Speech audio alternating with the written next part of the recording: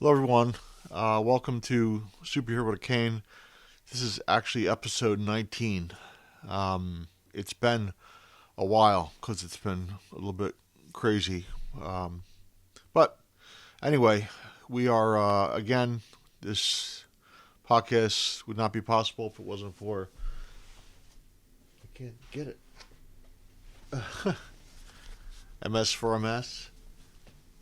And anyway, today, what I want to talk about is something that has been talked about before, I believe, but MS fatigue. And the reason I'm talking about this is because I've mentioned originally I was diagnosed as secondary progressive MS. I did go do cognitive therapy and actually was taught from an occupational therapist, probably 10 years ago, 9 years ago, about the spoon theory. And that's when um, I thought I could get through a day by understanding what activities took away from me. And instead of the thing I thought was neat was instead of the spoon theory, where you say, okay, each activity, for example, taking a shower uses so many spoons of energy. So we would actually use a dollar bill and say that um, out of a dollar, we would say a shower took up 10 cents, and exercise took up 30 cents, and driving a car took up 40 cents, for example. But that that has changed drastically. I mean, how I was able to get through a day back when I was believed to have secondary progressive MS, and now that I've been re-diagnosed in the past few years with primary progressive MS, I've noticed my disease has changed greatly, and even the past month and a half, my disease has changed greatly. So um, the thing is, first of all, the fatigue that you feel, people don't understand that. I sleep for I try to sleep for 7 8 hours at night. I may get up several times to go to the bathroom, but you wake up and you're already. It's almost like you have the only example I can give if you don't have MS is if you've had the flu or some version of the flu, and when you're getting the flu, you feel like your body is dragging. When you have the flu, you actually can't even move. And then after, when you're getting over the flu, for example, you're still sluggish. You're just not there. Um, that's maybe the best version I can give, and that's not even really let you know how it feels. Um, it's such a drag. So I now with primary progressive MS, I'm starting my day. I start my day, about 4:30 in the morning. I probably wake up about 4, and I keep looking at the clock, and then finally I get out of bed by about 4:30, 4:35. Um, I have to be extremely routine oriented because uh, number one, you want to feel like you have some kind of sense of purpose. So for me, I'm up, and it's the cats have to be fed. I empty the dishwasher. I have a spinal cord stimulator that has to be charged.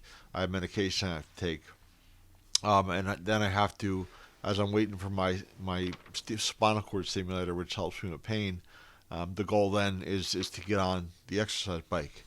Now, back 10 years ago, when I was managing my fatigue, it was all about getting through a day. Now I know that I pretty much come to a crashing halt by 11:30, sometimes even earlier, 10:30 in the morning.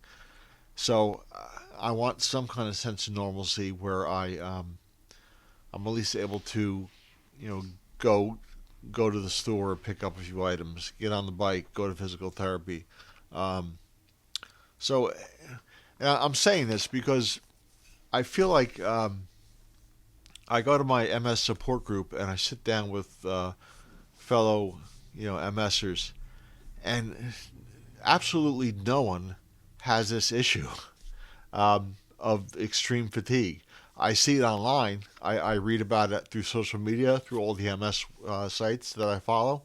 But absolutely nobody I know, even my good friend Don that passed, had primary progressive MS. He had a lot of physical issues, but he didn't have the level of fatigue and the cognitive issues that I have.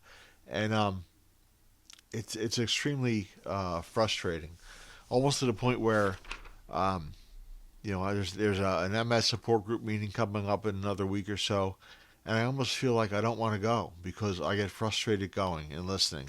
Um, I ultimately will go because it's friendships I've established, and but it wears on you. It really wears on you. So how do I adjust now? Um, Especially now that the fatigue. Okay, so we were experiencing technical difficulties, and I'm going to try to pick up where I left off.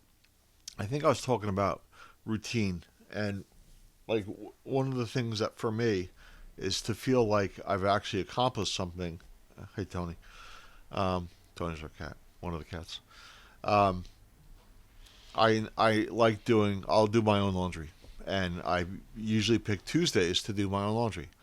Now, as ridiculous as this fucking sounds, um, I've realized that I can't do my own laundry in one full sitting. I have to do a little bit the day before and a little bit the next day, and it's extremely frustrating for someone that used to run.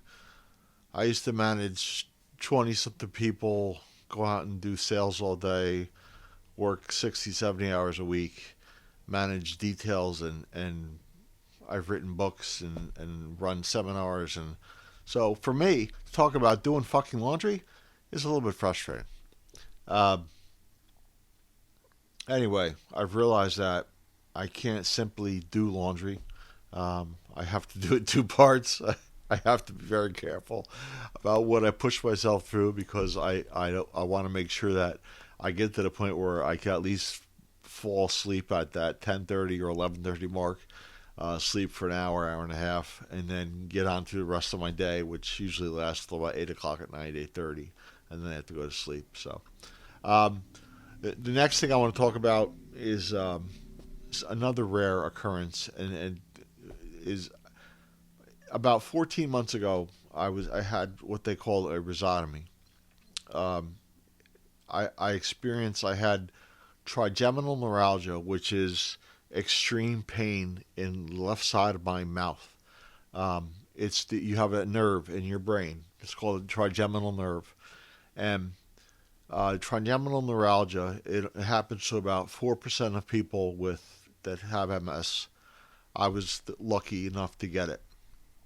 So I went for months where it feels like every tooth in your mouth needs to be, I'm sorry, left side of my mouth needs to be pulled out. It's extreme pain. It's mind blowing. They call it, the nickname for this disease is called the suicide disease because that's how much pain you're in. So I was given a drug which I took for months. I had a procedure at University UPenn, September 16th, 2022, where they actually burned the nerve. What's happened is they said I may experience some numbness.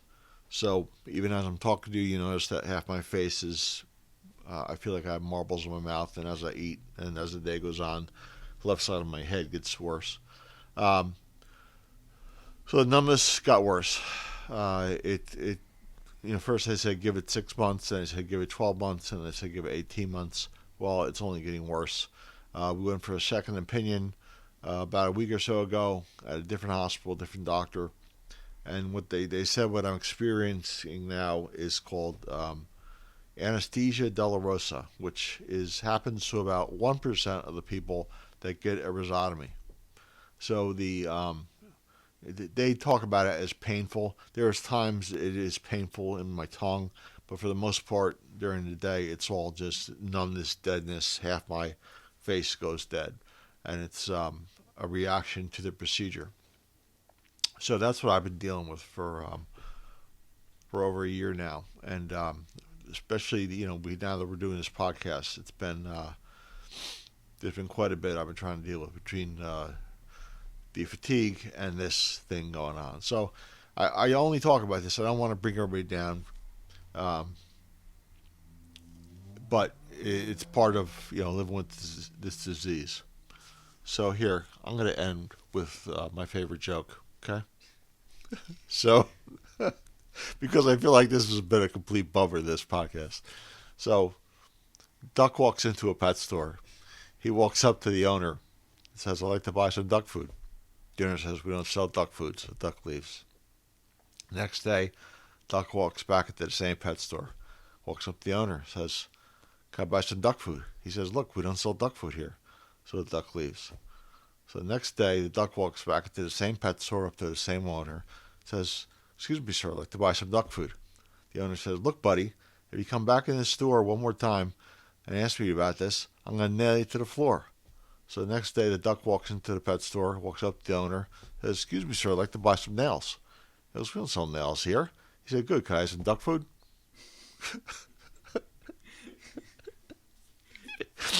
So, anyway, that's it. Hopefully this ended on a better note than it started on. See ya.